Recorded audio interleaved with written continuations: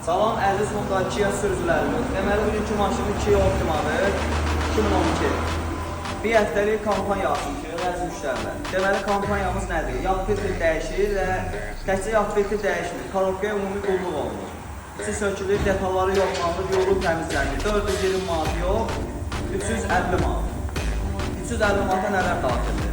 Orijinal yağ, orijinal filtri, korobkanın içi tazın boltuna qədər sökülür, yoxlanılır. Bir detallar yolu təmizlənir.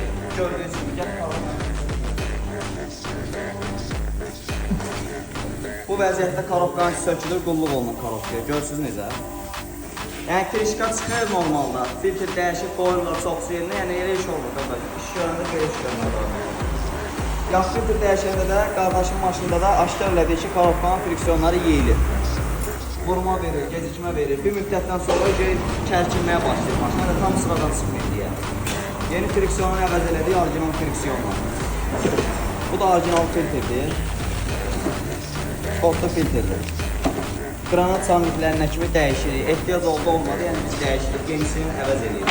Hər videoda dediyimiz kimi, yağ filtri vaxtını dəyişməyəndə fəsadlar törənir. Fəsadlar da yəni bulardır. Törənən fəsadlar bulardır. Yağa baxırsan, yağda yağlılıq qalmır, su kimi olur. Keyfiyyət ölür, sürüşkənlik olmayanda, yağlılıq olmayanda sürtünür, başqa friksiyondan sıradan çıxarmalar.